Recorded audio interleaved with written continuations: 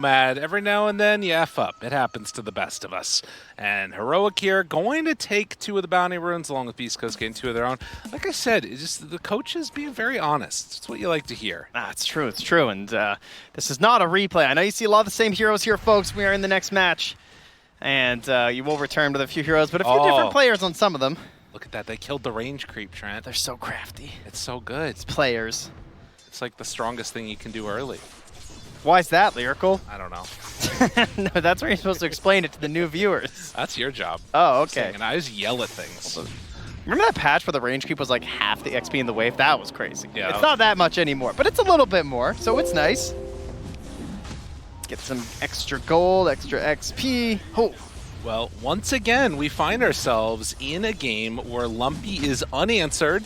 Lumpy has a spirit hero. Lumpy can win the game for his team. I'm feeling like it's deja vu. I gotta say, he definitely rose to the occasion in game 1. Oh, yeah. That was very impressive. Some of those like insane aggressive plays and escapes really made so much space for his teammates, and he made it extremely hard for Analog to play his game on the Invoker. He really struggled, and that is a pretty iconic Analog hero to me, that Invoker. But he's on the other iconic hero, one that they actually banned in game 1, this Earth Spirit. So Analog, you know, this is the lower bracket here, folks. They are down 1 game. You must win this match to continue on the road to TI. See if they can make it happen. And of course, the hero that everybody's been talking about a lot at this tournament is going to be the Luna. Pyke opting to play it this time around, got banned out in the last phase, ended up playing Muerta in the last game, but coming up with this as the answer for what they want to run at them. And, you know, I think the other thing to keep in mind is just in general, when you think about Hector games, this player is always such a vocal point. Vocal point as the throat singing happens. And I feel like playing Enigma against him just feels good, because if you BKB Black Hole, jump in there, there's not much you can do to answer it, but this game, Schofield has an answer. Yeah, he does indeed. They have picked up the Rubik, and that is why you're seeing this Enigma shifted down here to a lowly position 5. Not going to get the same farm priority, not going to get the same big items, but there were just a few too many things that were going to give him a bad time. It's going to be tough to do a lot with the Black Hole this game. There's no doubt about that, because not only is he just constantly worrying about Schofield, but he's just not going to have the protections from more basic spells in this one, because he's going to be a lot slower to farm up those items to help protect it. So going to be more about the Eidolons, more about the Malefice control. And that's kind of the game he's forced to play. Right, and it could be interesting to see maybe a little bit of just heading off to the jungle and farming a little bit for Moose. Obviously, it's not always great if your supports aren't moving around helping out your other lanes to do well, but if he could transition that into like some good items or something, it'd be really awesome. Yeah, Blood Grenade, but not enough damage there to take him down. I mean, already going better than I anticipated, though. I have to say, I was definitely on the same side as Fear, just thinking that like these lane setups didn't look great. I would have preferred the swaps with the Marcy and the Luna maybe laning together, as we've seen that be pretty successful for a variety of reasons. But the split up seems to be working fine. Almisho trading with KJ here. Shadow Demon can always disrupt you and just walk away, so he should survive. But putting in quite a bit of damage onto him. Blood Grenade. Spose. More hits. Spear. Oh! Like I said, we'll obviously survive and easily walk away with no threat of danger here. Knew the numbers. Well done there by KJ. And Devi trying to live. And looks like he's going to be able to. 3, 2, 1 though. Wait a minute. Oh no, not like this. Getting fogged out. Jumps to the side. Oh, another crazy. One of those just living on the edge. Pyke's going to salve up and then come back into the lane. He missed 2 last hits because of that. That was well done by Divide Lamba. He's slowing down this Luna. Whoa! Oh, dodges the Blood Grenade, but ends up dying. Now the Eidolons trying to go toe-to-toe, but they kill off the Eidolons, and Pyke going to be held back. So now the lane's starting to come into a little bit of a more different picture. All right, little bit of a giveaway there from Moose.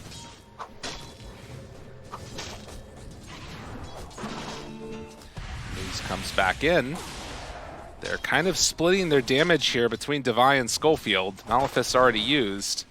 And Moose can't make any extra action happen against Devi. Things pretty even overall in terms of the last hits, but because of the kills, The net worth has a more significant gap in it right now, and things should only get a little bit worse here, like the more levels on the Rubik. Help them clear through these Eidolons. I mean, you're up against an offlaner who has this AoE damage in the Pango, and it's physical too, versus these Eidolons. So, you know, they got 40% magic resistance. Not so great against the slashes. Yeah, true. That is the tougher part there. And then, in the meantime, down bottom here, El Micho actually thinking about pulling back Hector, looking for an angle for the spear. He's stepping over to the side. Body block connects, but the movement over from Lumpy will be enough to bring down this Bristle. Yes, indeed. Yeah, Hector either trying to dodge the spear, like you said, or just thinking that there's nothing they can really do to him as long as he positions like that. But with the help of Lumpy coming through, yeah, that's a big kill to get for your mid laner. He's going to make it to the bottom rune around the 6-minute timing. We'll see if he gets lucky on the coin flip here, and if it spawns, would be huge for him. But Analog doesn't want to let that happen. Has the roll, and he's going. Oh, but he zips through and takes the shield rune. That was well played. Damn. Analog now is going to make that move down bottom. Will be scouted here.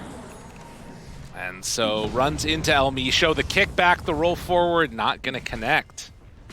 So Heroic losing their carry and then not able to make a secondary move to find any type of picks here.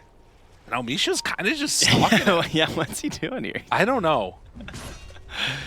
I thought he was about to get disrupted into another roll and just die or something, but KJ went off to the east. He's trying to set up for the Wisdom Rune right now. Oh, this is nice. Yeah, this is really good. At the same time, though, you got Shadow Demon running in down bottom, so they might, on Heroic, be able to take both Wisdom Runes. Yeah, I think he's just... I think they're going to be... Well, they're bringing multiples. Oh, wait, the disruption, though. Oh, he got to get it in time! Oh, that's got to be so frustrating. He'll lose his life, but you're happy to lose it for that one. So KJ goes down. But both Wisdoms go in their direction. Well played there from Heroic. Schofield in the mid lane here. Getting a little bit of XP, but it's not enough threat for Lumpy with that shield rune. They just don't really have an opportunity to go for the kill. See if they can find somewhere else to maybe make use of this Magnetize. Is thinking about rushing an Orchid on the Storm. I mean, it's not often that we see that because there aren't a ton of super easy we're all coming to fight bottom. But this is a good one if they can bring him down right here. Spear goes out, doesn't latch. Magnetize. And El Micho, oh my god, he's living. Hector on nothing. 30 HP, he survives. Lumpy left. Safety bubble coming in clutch there. The extra HP doing it all. And yeah, Lumpy. Oh, wait a minute though. The wrap, is he gonna move? Moose is over there. Zipping away, Lumpy trying to get in range and will go invis. Stay in invis. He does have damage reduction while he's in an invis rune, but comes out of it now. Lumpy tries to zip away. The mass movement comes in and moves. Not level 6 yet, means that the Storm is gonna go down. And it looks like they'll also take this Enigma. And they actually found an Observer Ward too with that Sentry for the Invis rune. So if KJ walks by, he's gonna get that too. That's a sweet bonus for the support. Jeez. Cool 134 gold. 2K gold lead. Heroic, after a disappointing game number 1, come out swinging here in game 2. Getting kills, taking the Wisdom Runes, and they're going to start to move online before Beastcoast have a reaction. And this is something that you don't often see with the offlane Pango, where they actually get a good start, because they have this sort of weaker support in the Enigma, and he's being forced to rotate around, which Enigma's also not great at, because all these strength comes from the Eidolons, which don't maneuver too well. Right. So this Pango is quite firm for an offlane Pango. Well, and I'll also say that as of yet, we have not seen the sort of rotations around from Luna to try and get active. Is saving a point right now at level 7 in case there's a need for the Eclipse, but down here bottom, Vitaly, he's going to be found, going to get chased, the spear stolen. Oh, and that's going to be a rough one to give up. Yeah, I think Schofield's steals are going to be really important in this game, because before they have the Aghanims on the Bristleback, their damage isn't that incredible, you know? Lots of control, sure, but the actual like final bits of the kill, especially if you're someone like a Storm, is still going to be pretty hard to get if Lumpy's ever at full HP. Oh, yeah. So this additional stun of the spear, damage of the spear, these kind of steals are the ways you're going to get these kills on Lumpy. That's what he's rotating in here for on Schofield. 10-minute mark. Jumps in, wants to get it. It's a haste run. They deny it from him, though. That's big. Lumpy had no choice. He had to just leave. Yeah, too dangerous with the immediate lift and then knowing, again, the spear. I think if they don't have spear right there, he probably is willing to tank 1 or 2 hits to get it. Wow.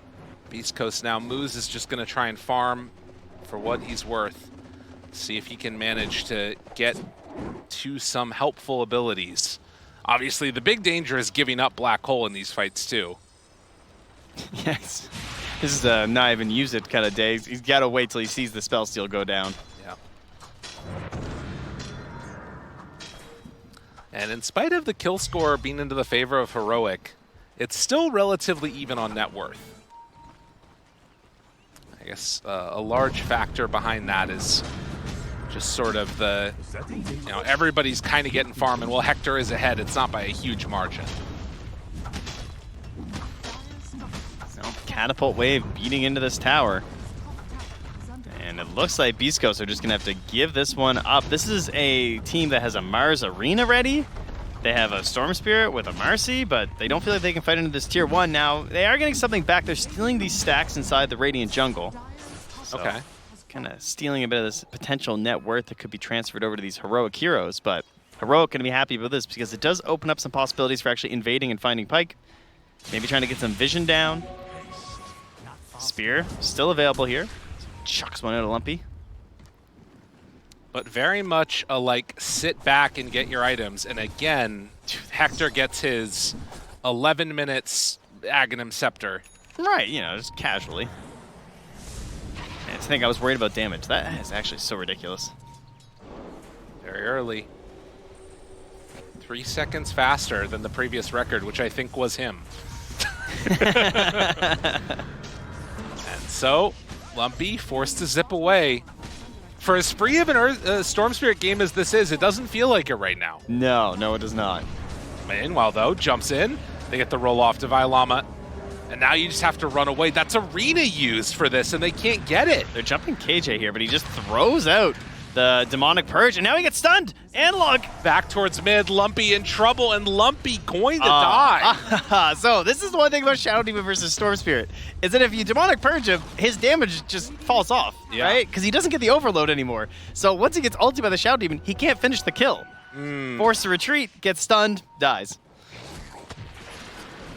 Yeah, very tough stuff now. And again, the thing that I'm noticing is that, a lot of the strength of Luna, when I think about this hero, is these early rotations to, kill off the enemy carry. That's not something you're really going to be able to do against a Bristleback easily. You might often end up dying instead of the Bristle. So you're kind of forced to play this, in the old style of Luna almost, it feels like. Where you're not getting as active, you're more focused on the farming, and Bristle's just doing it quicker right now.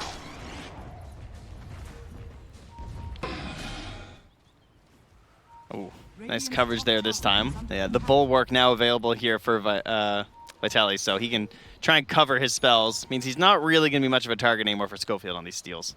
That's good, if they can get it. Making sure he's not giving up that really important spear.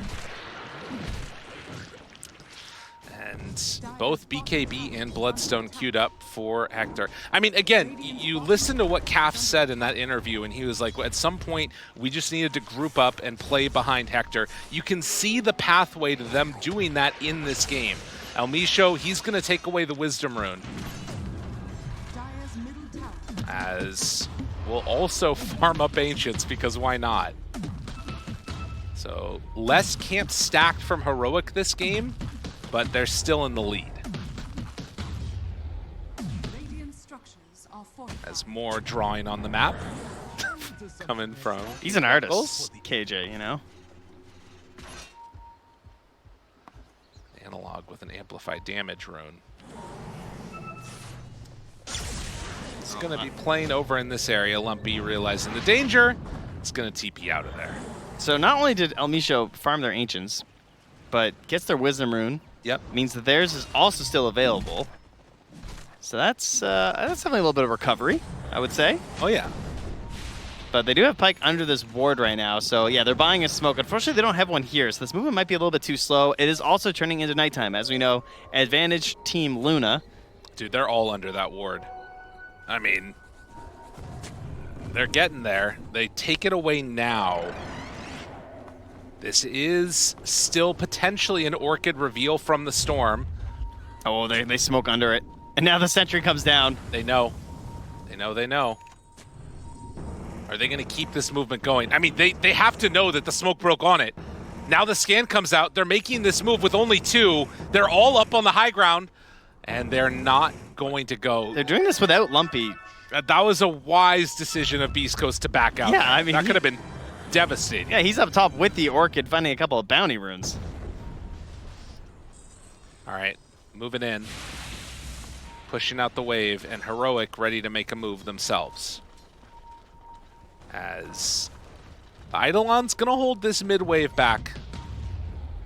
I mean, you can see, like, Beastcoast are, using Unleash to farm up here. They're very much in dodge away from the fight moves unless it's, like, a really great pick-off opportunity. Yeah, I think they're playing this very well right now.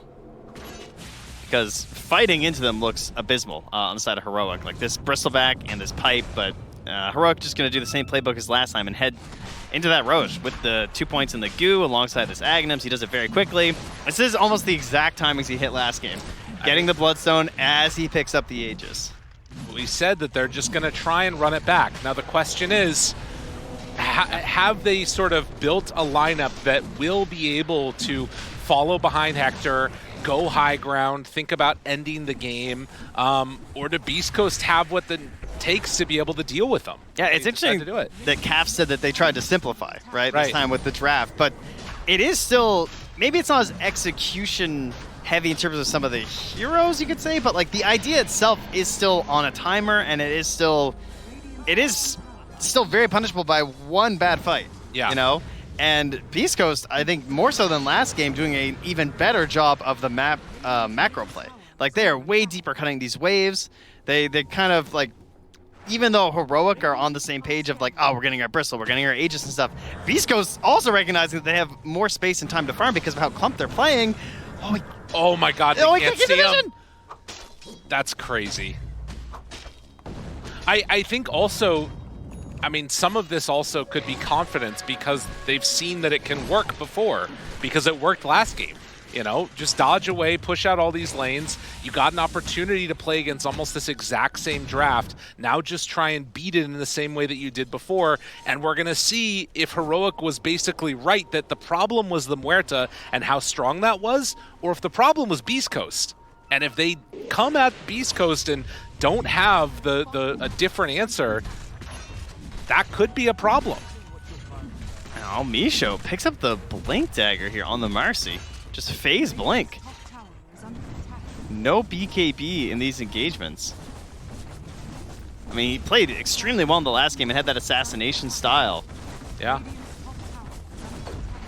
Beastcoast pressuring tier 2 tower up on the top lane.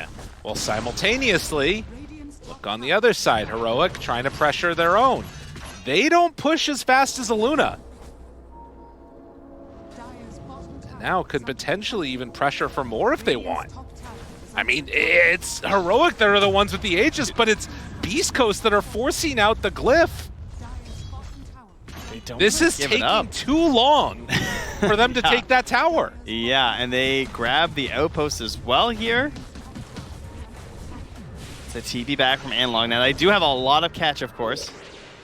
Oh, wait, actually, Analog does not finish his TP? He accidentally canceled it. Or he intentionally canceled it because he just wanted to farm because he didn't want to be all back with everyone. Maybe that's what it was. That's fair. Yeah, I mean, once they realized that it was going to be difficult to catch him, they don't decide to go for it.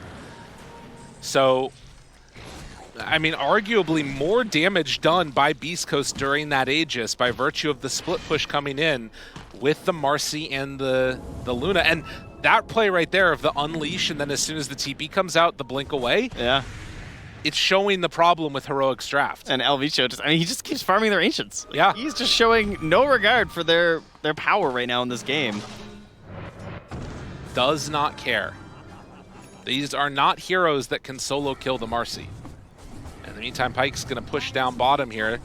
Now, there is more pressure being mounted onto the tier 2 tower mid. Eventually, you're going to need to fight Heroic. They're getting an XP lead on Beastcoast, though. Yeah. Because of this. Because they're playing so tight on the side of Heroic. Look at that. The swing. I mean, it's not often that you see the Aegis get taken and then over the next couple of minutes, the lead is falling further and further into the favor of the opposing team. Yeah, I mean, look how clumped they are. 4 heroes directly mid on Heroic, and look at the heroes on the side of Beastcoast. Like, yeah. Eliminating up there everywhere right now. They're all over farming. Oh my god, he went for the wrong this? one. She's actually just going to TP out. Oh, this guy's Dude, good. they TP'd everybody for that. This guy's good. All right, they get moves. I mean, it's the position 5. Who cares? Yeah, but they got him. And look, now This Schofield is is rough. level 1 Midnight Pulse. How about that? I mean, this is the argument for why you don't give the exact same draft again, because they've shown how they can beat it, and now they're doing it again, and Elmisho is going to steal another Wisdom Rune. All right, well, at least Analog manages to get the other one. He's actually going to first go Elmisho? and hit the He's on the tier 3 high tower. ground.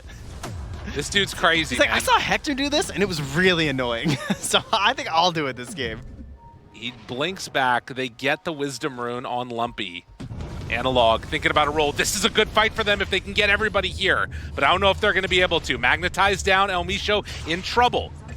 Pyke still in a decent spot. And no, they're not going to chase anymore. So they just get the kill on Elmisho. The rest of Beastcoast get out.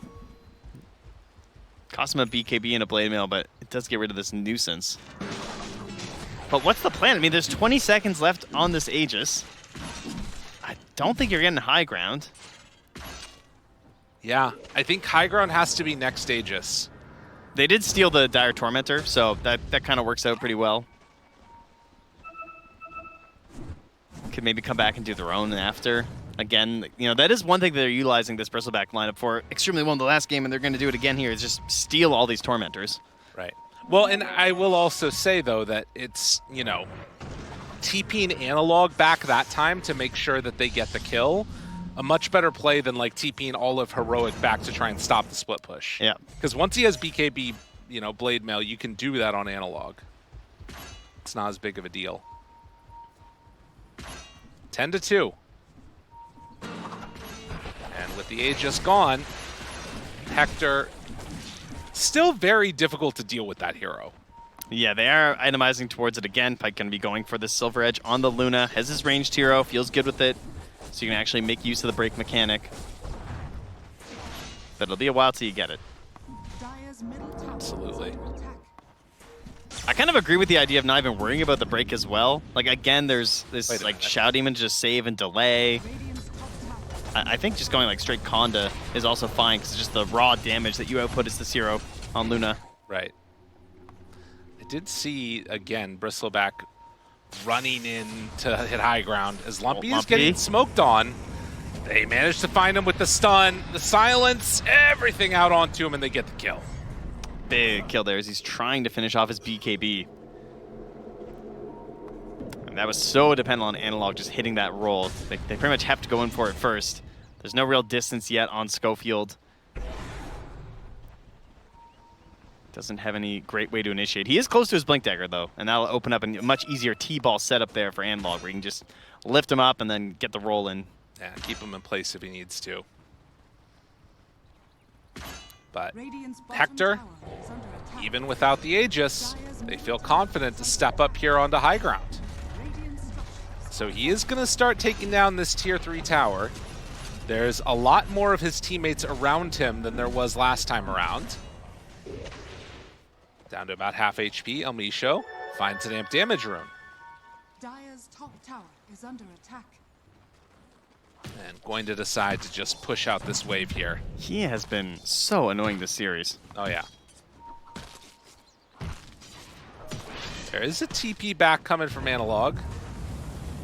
Blinks away, can't quite get him there. Oh, tries to cancel it with the Tower pull. is under attack. Vitali TPing up top to join Lumpies. They go for the kill into Schofield. And they get it. The Orchid going to be able to be an easy pick-off as they find Schofield. Can you translate this into more now? Pyke's also running down south, going to be joining Elmisho down here. not worried, just going to find this farm that's on this part of the map, as they have great vision up top right now from Heroic inside that dire part of the jungle. It doesn't feel like you're free or able to shut down anything that Beastcoast is trying to do. I don't know if that's a problem necessarily for Heroic, if they can still stick to their guns of like pushing high ground around next Aegis with Hector. It's just a question of like, are Beastcoast going to be at a level where they can fight them at that point? I mean, I think they've just gotten too much farm on this map. Yeah.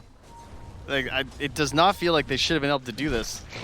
They weren't able to connect with these catches and stuff. Like, I don't feel like you're happy as Analog this game. He didn't get as many fights as he wanted.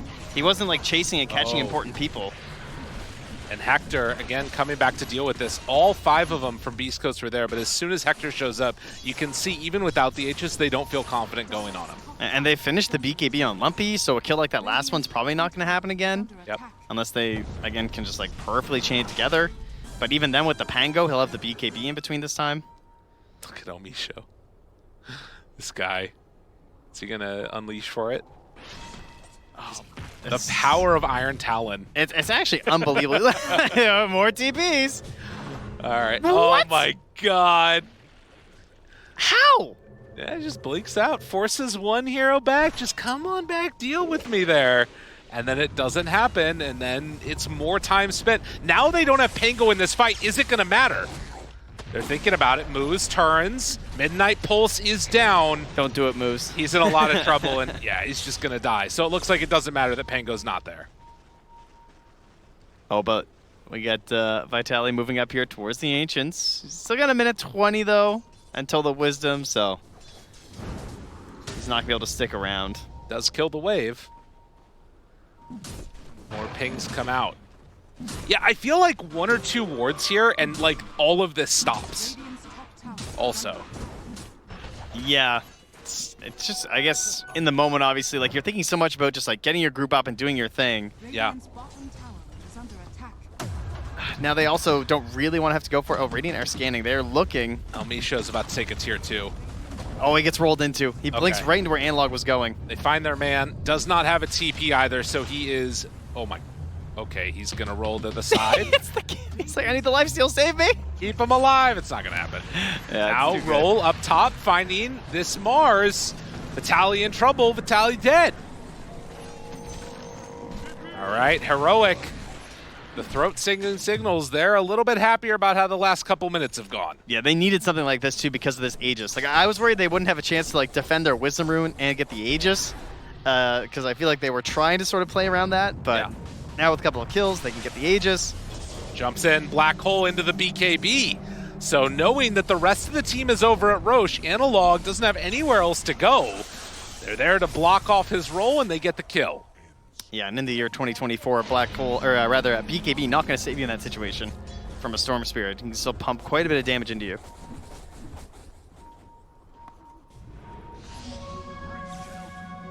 Schofield stepping over to the side. Lumpy already has his shard completed. So with Aegis in hand, how much can they get done? Misho pops his BKB, decides to run away, wants to give him a target to get the jump off. Oh, and now Rubik stealing it. Ball Lightning, he can hunt a little bit now. That's a tough one to give up. Moose is going to be left behind.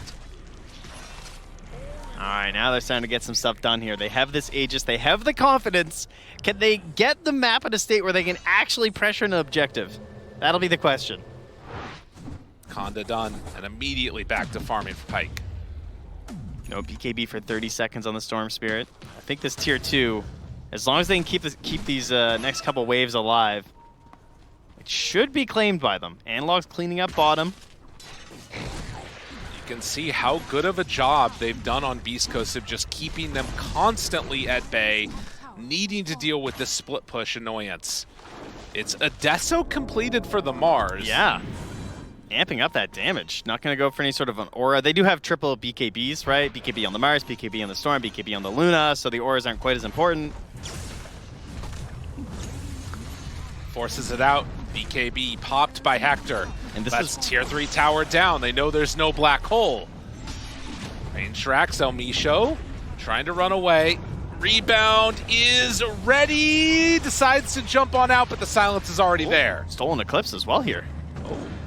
Not bad at all. No, that's a great one to grab. Pyke is just going to get out of there. Is going to try and push this bottom wave a bit, while mid, they still have to deal with this Bristle. The creeps, they're almost close enough. If they can save that top wave, because they don't have any mid, but they can get this range creep up. That'll break the back door. Is it going to live?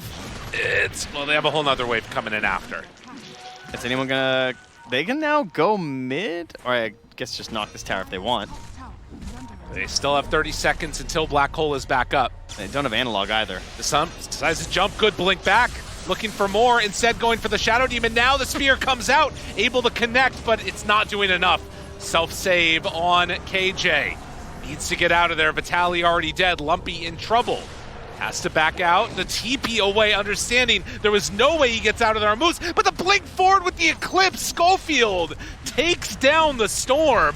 Pyke already doing some good damage to Hector there with the Conda. Does he have enough to keep doing more? Divine Llama off to the side also has that level 20 talent on this Luna. And now they actually have Luna illusions of their own. With the Mantas popping, SD able to get some extra deeps out there. Yeah, doing quite a bit to help this push. That's going to get the melees. Hector, confident enough that he was going to get finished off, just moves on to the middle one. 30 more seconds. Conda, it's doing what it can, but this is 2 sets of racks at least. And this all started from trying to fight outside of the base because they saw analog down bottom and thought that was going to be their best chance. This is the problem. El Misho now turns on to Divine Llama, trying to punch him out. But already needs to back away. Running. Still has that BKB at the ready. Jukes away from Devi. But then with Schofield coming in, it's eventually going to be death. Had BKB, but can't do anything else about it. That should be... actually, there's still creeps up top too, the catapult. So yeah, can't even get the back door back. And now the waves are coming in mid anyway. Danger does have that Conda ready to break it, but there's still that minute left on the Aegis. AC fully completed. Trying to do what they can. They have that black hole. Storm can zip in if they want, maybe catch him on the second life, but they have to move quickly. There is not that much HP left, but the Bloodstone already popped. Oh, he blinks in. Now jumping for the backline. Analog is there, finding already the Shadow Demon. Can they get more? Hector out. They have the Mars Arena connection. Enough for the kill? Yes. They take down one. Now Lumpy tries to back away. They've already lost the Mars. Pyke down on the low ground. He's in trouble as Hector is all over him. El Misho wants to jump in to help, but they have to get away. Still has that Eclipse, but eyes on. He's seeing red. This Rax, they're just moving forward, taking down these buildings. That is going to be just about Mega Creeps. Not all the way. Lumpy jumped upon another round of the Eclipse coming from Schofield. There is not enough damage left in the tank. It seems the Muerta was the problem because they got all the answers in the world for this Luna. There is no answer for Hector as they jump in, kill him. GG called. What an absolutely fabulous performance from Heroic. Yeah, it really was. The patience they showed this game, because it was scary. Like, they were getting pulled around this map by Beastcoast. They're doing a great job of cutting waves, pulling them everywhere. But it just, much like they kind of talked about from Caps, this idea of simplifying things, they only needed a couple mistakes there from Beastcoast. And those pickoffs that gave them the next Aegis, allowed them to just relax a little bit, let them do their game plan. Well, another answer has come up. We'll see if Beastcoast can find a new strat to run it as we get ready to go to game number 3. But first, back to the panel. It's great to see Heroic be able to bounce back there. Give us this game number 3 in our elimination best of 3. And it does now bring up